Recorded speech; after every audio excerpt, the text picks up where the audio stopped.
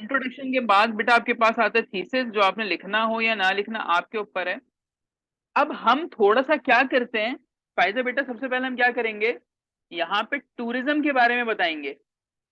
ये वाला जो आपके पास होता है ना, फर्स्ट हेडिंग, सेकंड हेडिंग, उसके बाद जो थर्ड होती है, उसमें हम मेन जो टॉपिक होता है उसको डिस्कस करते हैं।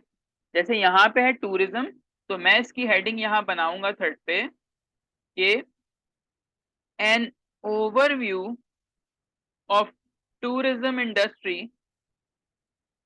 Of Pakistan.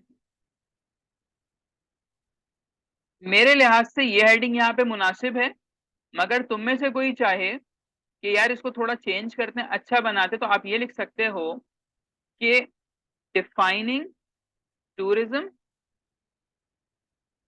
And its types या काइंड्स आ जाएगा। ठीक है, कि जी टूरिज्म है क्या और टूरिज्म इंडस्ट्री की टाइप्स या काइंड्स क्या होती हैं। ठीक है, तो ये जो थर्ड हेडिंग होती है तुम्हारी, ये बेसिकली तुम अपना बेस बना रहे हो, तो तुम एग्जामिनर को बता रहे होते हो कि जी टूरिज्म बेसिकली है क्या। ठीक है, अब तीन हेडिंग तो हो गई तुम्हारी जिसमें अभी तुम टॉपिक को इंट्रोड्यूस करवा रहे हो, लेकिन जो चौथी हेडिंग होगी ये तुमने मेन हिट करना है पॉइंट को। बात समझ में आ रही है? यहां लिखा हुआ है अपॉर्चुनिटीज। ठीक है, और उसके बाद लिखा हुआ है चैलेंजेस। तो बेटा फोर्थ हेडिंग मेरे पास क्या बन जाएगी, opportunities related to tourism in Pakistan. इंतहाई सिंपल हेडिंग बनाई है मैंने, जैसे आप कहते हो कि ग्रामेटिकली करेक्ट है, ये सिंपल कहलाती है। सीरत बात समझ में आ रही है?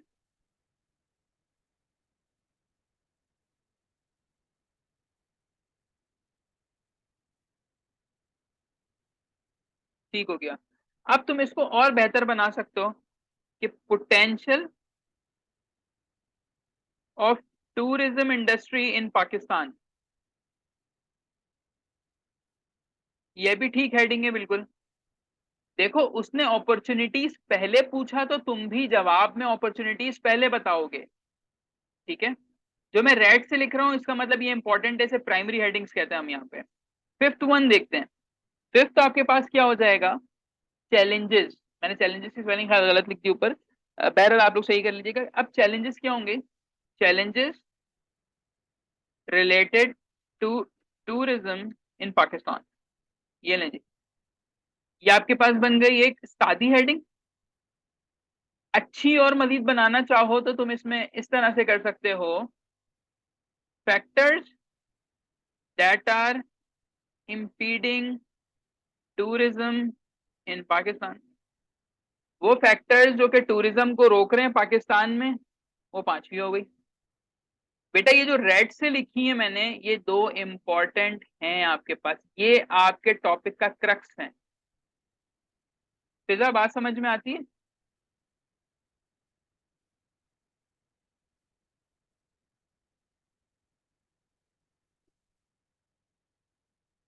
बात क्लियर हो गई है यहाँ तक, पांच हेडिंग तक? जी, अब हम जब अपॉर्चुनिटीज और चैलेंजेस हमने कर लिया, तो सिक्स पे जाहिर है हम क्या डालते हैं, रिकमेंडेशंस। ये ऐसे ही डाल दीजिएगा, रिकमेंडेशंस टू रिमूव या minimise challenges related to tourism in Pakistan. ठीक हो गया, आपने रिकमेंडेशन दे दी। इसके बाद आप देखें कोई ऐसा दुनिया में कंट्री है जिसमें जिसके हालात बुरे थे और उसने अपने टूरिज्म से इम्प्रूव कर लिया, इसके अंदर हम केस स्टडी डाल दें। अगर आपकी गिरफ्त है तो अगेन ऑप्शनल।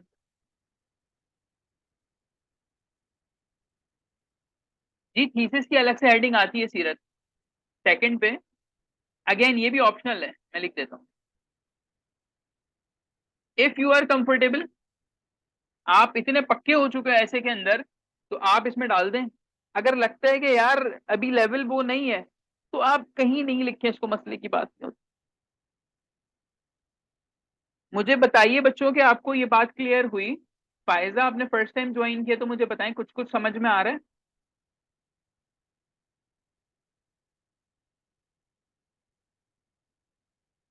All right. अब हमने एक ये टॉपिक किया है टूरिज्म इंडस्ट्री वाला, मेन हमने आउटलाइन इसकी देखी। सेकंड मैं आपको बना के दिखाता हूँ यहाँ पे, पॉपुलेशन बेस ऐसे पे, ठीक है। Increasing population challenges and remedy.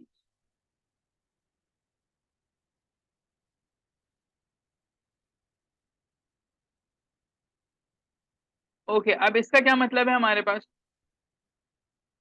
जिन्होंने ज्वाइन किया मुझे बता दें कि आपको टॉपिक पढ़ के क्या बात समझ में आ रही है।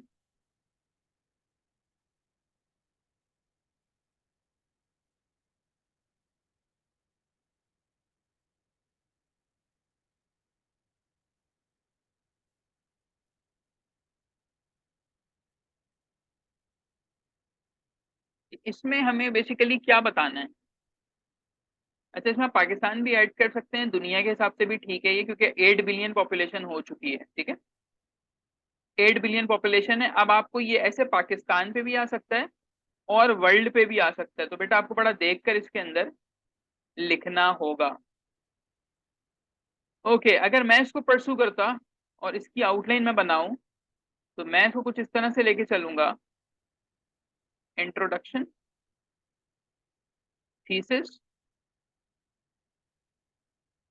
सीरत। अब मुझे बताइएगा कि यहाँ लिखा हुआ है जी इंक्रीजिंग पॉपुलेशन। इंक्रीजिंग पॉपुलेशन, इसकी हेडिंग क्या बनेगी? थर्ड। फायदा, आप भी बता सकते हो।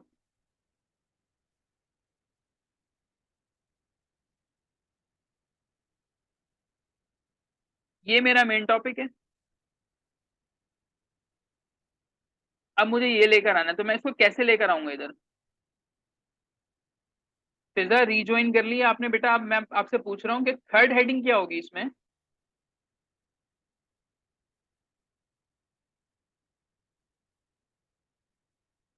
ना ना, आपने पूछा, आपने सीरत कहा कि हाउ पॉपुलेशन इज इंक्रीजिंग। हम इसमें ये कर सकते हैं,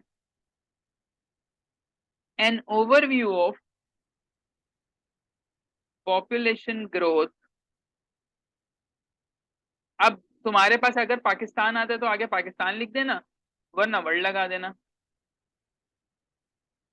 फाइज, very good, increasing population in Pakistan, ये भी ठीक है।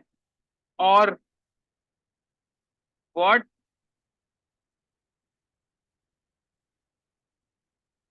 आप इसको ऐसे कर सकते हैं, व्हाट नहीं लगाए आप, इसको कुछ और बना लें। ये cursory glance, cursory glance on population explosion. मैं आपको दोनों तरीके से बताता हूँ, एक तो होता है आसान वाली, वो भी ठीक होती है, ये भी ठीक होती है। ओके, अब हम जब यहां तक बात कर चुके कि आप सबने सही बताया कि सर हम इस तरह से उसको लिखेंगे, तो बेटा 1 2 3 डन। चौथा, जो कि तुम्हारा मेन हेडर होता है, अब जरा देखते हैं उसमें आप क्या लिखोगे। सबसे पहले लिखा हुआ है चैलेंजेस, तो मुझे बताओगे चैलेंजेस की हेडिंग कैसे बनाएंगे?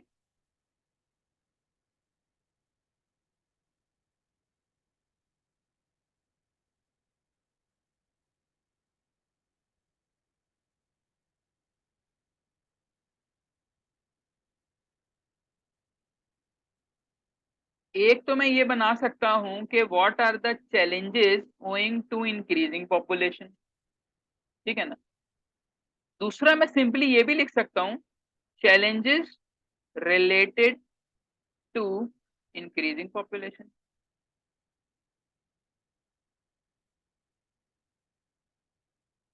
जी, सही आपने बनाया है। अच्छा फायजा, हम कभी भी ना बेटा कभी भी वी यू दे हम प्रोनाउन इस्तेमाल नहीं करेंगे अपनी आउटलाइन के अंदर, ख्याल रखिएगा, वरना वो फेल कर देगा डायरेक्ट।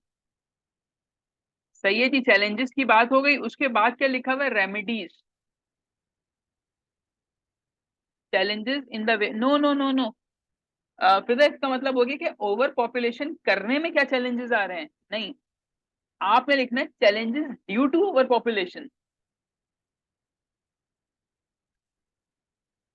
हम यहाँ पे ये डिस्कस कर रहे हैं कि आबादी जो बढ़ गई है दुनिया की या पाकिस्तान की, उससे मसले क्या जनरेट हो रहे हैं। ठीक है बेटा, उसके बाद आ जाओ रेमिडीज। रेमिडीज का मतलब होता है सोल्यूशन, तो मैं क्या लिखूंगा, रेमिडीज टू कर्ब या काउंटर इंक्रीजिंग पॉपुलेशन। जी बताइए, आसान लग रहा है अब आपको ऐसे, क्योंकि आपको हेडिंग्स में बता रहा हूँ सारी। फायदा, अच्छी एफर्ट है आपकी, फर्स्ट क्लास है आपकी, आप सही बता रहे हो। थोड़ी सी चीजों को इस हिसाब से कर लो जो मैं बता रहा हूँ, ठीक है ना। Remedies to counter increasing population, आपने लिखी remedies to solve the issue of population, बिल्कुल ठीक है, कोई गलत नहीं है इसमें। बेटा ये आपके पास मेन आ गई 4 5, उसके बाद आप यहाँ पे डाल दोगे केस स्टडी। जब पॉपुलेशन की बात आती है तो बेटा उसमें सबसे जो अच्छी आपके पास केस स्टडी आएगी, वो आपके पास किस मुल्क की होती है, चाइना, बांग्लादेश। अच्छा मेरी कुछ स्पेलिंग मिस्टेक हो जाती है यहाँ पे, तो आप उसको करेक्ट कर लीजिएगा, चाइना, बांग्लादेश। इसी तरीके से आप और देख लें कि कौन से ऐसे कंट्रीज हैं जिन्होंने अपनी पॉपुलेशन को बेहतर रखा और सही तरीके से इस्तेमाल किया। ये भी ऑप्शनल होता है। ठीक हो गया, और इसके बाद आखिरी में क्या आ जाएगा, कंक्लूजन आ जाएगा। ये लें जी, हमने रियल टाइम में दो डिफरेंट एसेस की कंप्लीट मेन आउटलाइन हमने देख ली। ये मुझे बता दें क्लियर है, तो फिर हम न्यू टाइप की तरफ चलें। वेरी गुड फायदा।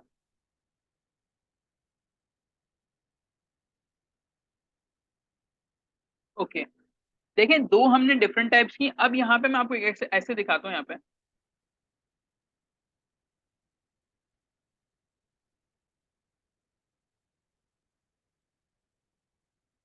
अब जो आप कहेंगे कि सर इस तरह के टॉपिक जो हैं वो अब एग्जाम में आना शुरू हो गए, चाहे पीएमएस हो, चाहे सीरत, मैं आपको सब हेडिंग भी बनाना सिखाऊंगा बेटा, लेकिन पहले आप ये मेन आउटलाइन तो देख लें।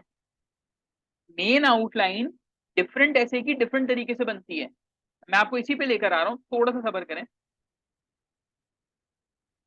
अब टॉपिक आया, is global warming a myth और रियलिटी। बताइएगा इस एस्से में कुछ डिफरेंस है प्रीवियस वालों से। प्रीवियस जितने भी ऐसे हमने सॉल्व किए उनमें और इसमें कोई डिफरेंस लगा आपको।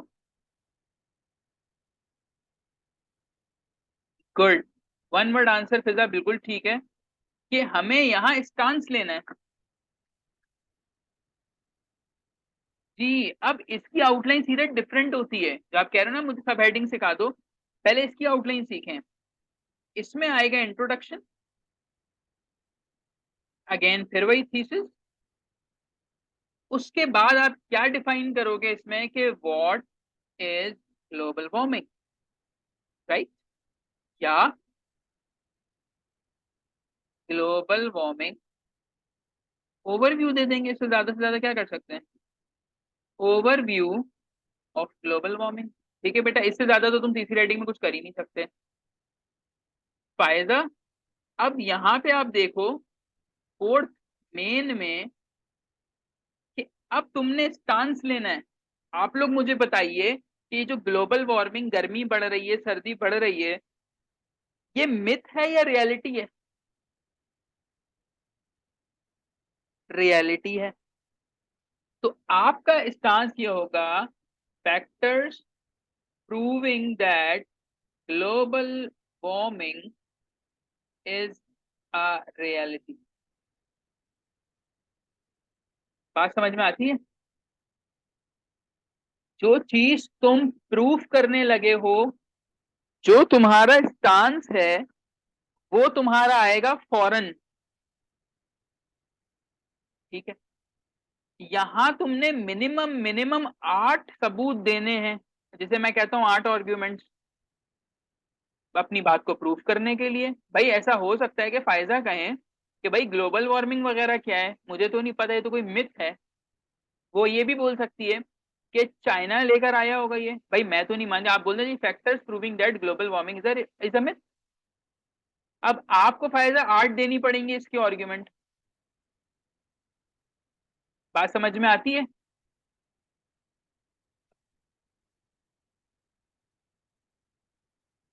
अब तुमने देखो अपनी बात पहले करनी है जो तुम्हारा स्टांस है, लेकिन जो अगली बात है मिथ वाली, क्यों ऐसा लोगों को लगता है कि ये मिथ है, लोगों को ऐसा क्यों लग रहा है कि ये मिथ है, तुम इसमें थोड़ा सा डिस्कस भी करोगे।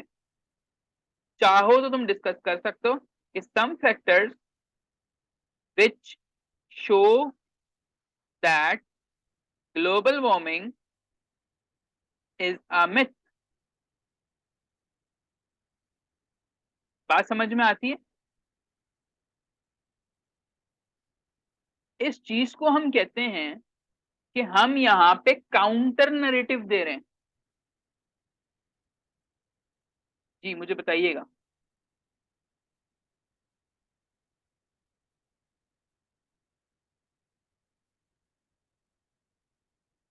फायजा, सीरत, फिजा, बेटा मुझे बताइएगा कि यहाँ तक आपको बात क्लियर है? यस फायजा, आपने कहा कि रियलिटी है, लेकिन आप अदर साइड के 2-3 पॉइंट देंगे, ज्यादा पॉइंट नहीं देते इसके अंदर। आप इसमें दोगे एटलीस्ट 3 पॉइंट्स। ठीक है, आपने 3 पॉइंट में बोला कि जो लोग कहते हैं कि मिथ है तो वो क्यों कहते हैं। सही है, और आपने ज्यादा आर्ग्यूमेंट जिस बात के देने हैं ना, वो प्रूफ करता है कि आपकी साइड क्या है। ठीक है, आपने यहाँ बात की कि भाई जो लोग मिथ कहते हैं उनके पास तो 3 ही पॉइंट है, मैं रियलिटी कहती हूँ तो मेरे पास 8 पॉइंट है, मैं जीत गई। सही है। उसके बाद आएगा G recommendations to minimize global warming conclusion. जी सीरत, फर्क समझ में आया आउटलाइन के अंदर?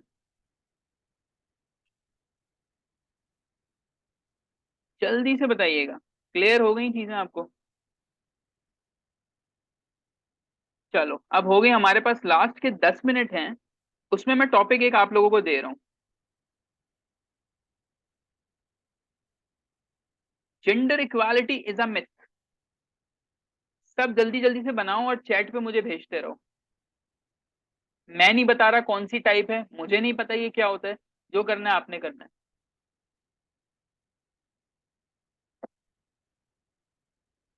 फायदा बेटा आप भी ट्राई करो।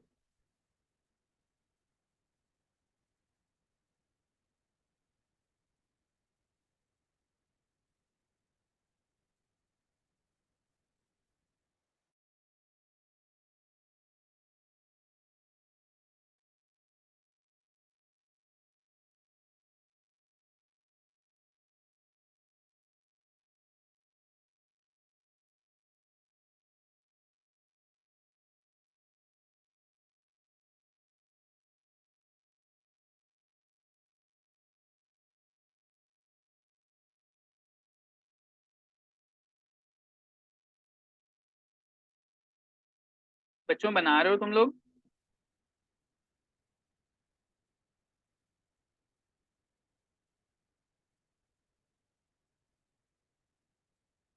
अब सीएसएस और पीएमएस के अंदर जो टॉपिक्स है ना बेटा, वो इसी तरह से आते हैं, एक लाइन, 2 वर्ड, 3 वर्ड बस।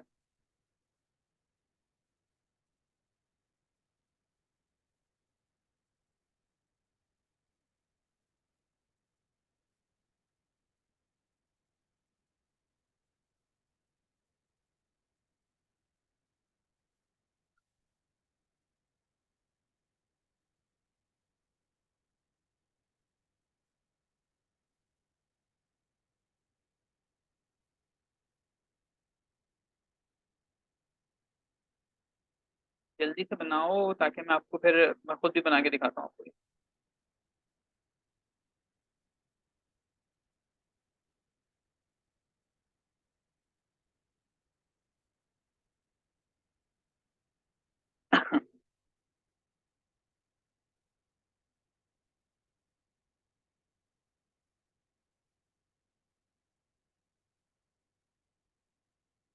डन।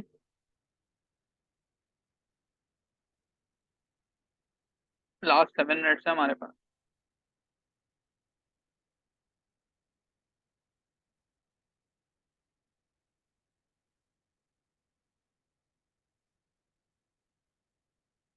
सीरत कहाँ तक पहुंचे? फायजा।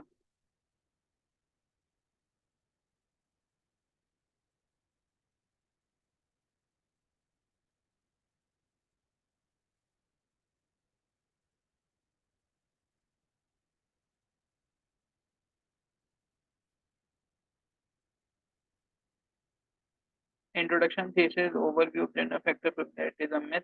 हाँ हाँ, सही बनाई है। एक दो चीजें आप इसमें मजीद ऐड कर सकते थे। देखो एक आ गई ना मेरे पास, तो इसका मतलब कि बाकियों ने भी कुछ ना कुछ कर ही लिया होगा।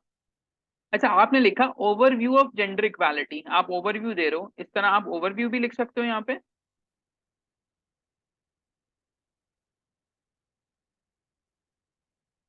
एक तो ये तरीका होता है इसको लिखने का।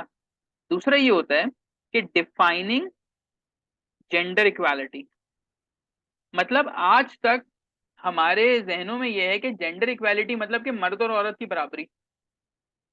हमने सिर्फ जेंडर में रखा ही इन दो को है, हम बाकियों को बिल्कुल ही हटा देते हैं। सही है।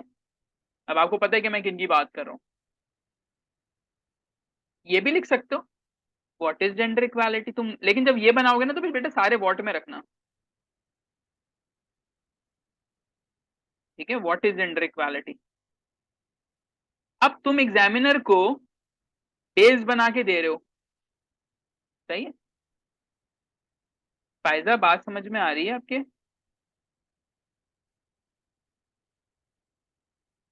अब यहां लिखा हुआ है gender equality is a myth. अब फिजा तुम्हें ये लगता है कि दुनिया के अंदर जेंडर इक्वालिटी एक मिथ है, मर्द औरत बराबर नहीं है, मर्दों को ज्यादा हुकूक हासिल है, औरतों को नहीं है। लेकिन कोई ऐसा भी स्टूडेंट हो सकता है जो वो ये लिखे कि gender equality is not a myth but a reality. मतलब मेरे पास तो इसके भी दलाइल काफी ज्यादा मौजूद हैं कि अब जो है 21वीं सदी के अंदर औरतें भी हर जगह मौजूद हैं। फायजा राजपूत, आपके 3 पॉइंट तो ठीक हैं, चौथे के बाद से जो मैं बता रहा हूँ उसको देखिएगा जरा। अच्छी एफर्ट है आपकी पहली क्लास के लिहाज से। Gender equality is not a myth but a reality. और अगर कोई कहता है कि ये मिथ है तो आप लिखेंगे gender equality is a myth, और आप इसको प्रूफ करते रहिए। एंड में आप क्या लिख सकते हैं? Recommendations,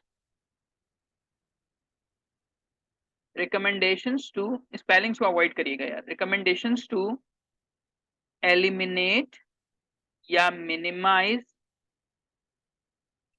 gender gap. मैं ये भी लिख सकता हूँ कि, और ये भी लिख सकते हो कि रिकमेंडेशंस टू अचीव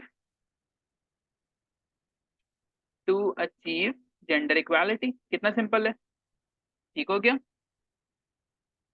फिर इसमें तुम केस स्टडी दे सकते हो। आपको पता है कौन सा ऐसा मुल्क है जहां पे जेंडर इक्वालिटी सबसे ज्यादा है?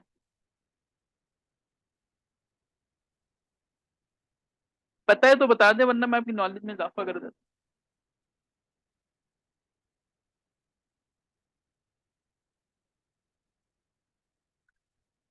नहीं पता स्वीडन? फिजा अभी थोड़ा सा अपने आपको अपडेट करना। स्कैंडिनेवियन कंट्रीज आपके पास जो फिनलैंड है, डेनमार्क है, और अब एक और कंट्री है रवांडा। ठीक है, इसके अंदर जेंडर इक्वालिटी बढ़ती जा रही है। फिनलैंड के अंदर जो पार्लियामेंट है उसमें सबसे ज्यादा औरतें हैं। मैं आपको यहाँ से एक आर्ग्यूमेंट भी जनरेट करके दे सकता हूँ। आपने कभी सुना कि फिनलैंड के हालात खराब हैं, फिनलैंड में जंग हो रही है, फिनलैंड में इकोनॉमिक क्राइसिस आए हैं? नो, ऐसा नहीं है। फिनलैंड 6 सालों में लगातार नंबर 1 पोजीशन पे आता है, दुनिया में सबसे खुश रहने वाले लोग फिनलैंड में। तो हम ये भी बना सकते हैं कि अगर फीमेल रूल करें पार्लियामेंट को तो हम जंग को अवॉइड कर सकते हैं। ठीक है। मैं एक ऐसे आपको करवाऊंगा इसके अंदर, boys will be boys, man will be man. तो आप देखें दुनिया में जितनी जंगें हुई हैं, जितना कियोस हुआ है, सारा मर्दों की वजह से तो है। Hitler, Napoleon, Putin, Trump, Modi. Argument समझ में आ रहा है मेरा आपको?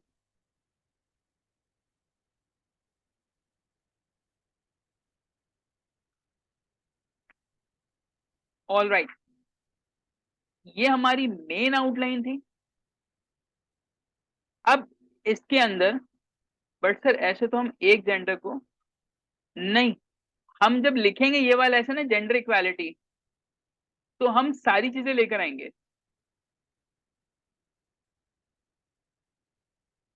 सीरत, जेंडर मेल के हिसाब से नहीं है। ये सारी जो मैं आपसे बातें कर रहा हूँ, ये इसमें ये कह सकते हैं कि अगर आपने जेंडर स्टडीज रखा है, तो जो मेल होता है ना, वो थोड़ा सा एग्रेसिव होता है, वो केयर टेकर होता है। और फिर मैं आपको इसके आर्ग्यूमेंट दूंगा कि जब दुनिया शुरू हुई थी, तो जब आपके पास हंटिंग और गैदरिंग का एरा आया था, कि जब जानवर को मार के मर्द बाहर जाता था, औरत अपना घर संभालती थी पीछे, तो ये वहां से रोल दे दिया गया मर्द को। बात समझ में आती है? शिकार करना जो शुरू से चला ना, जैसे हम कहते हैं बाबा आदम के जमाने से, तो ये मर्द को रोल दे दिया गया। और वही चीज हमारी सोसाइटी के अंदर आ गई है। जैसे हम ये कहते हैं कि हमारी सोसाइटी जो है वो पेट्रियार्कल सोसाइटी है, मर्दों के पास ज्यादा हुकूक है, मर्द डोमिनेट है। तो भाई कैसे हुए, वो शुरू से चले आ रहे हैं हिस्ट्री से। लेकिन बस 21st सेंचुरी आ गई है, यहाँ पे फीमेल भी हर जगह मौजूद है। बहरहाल, कंक्लूड करते हैं इसको। 4 एसेज हमने आज किए, मैंने आपको सारी टाइप समझा दी है इसके अंदर। नेक्स्ट क्लास के अंदर हम सब पॉइंट्स लिखेंगे, और उसके बाद फिर हम थीसिस और बाकी चीजों पर आएंगे। ठीक हो गया? होमवर्क ग्रुप में आ जाएगा, करके सबमिट करवाइएगा। 5 मिनट बाद अफगान इशू शुरू करते हैं। अल्लाह हाफिज।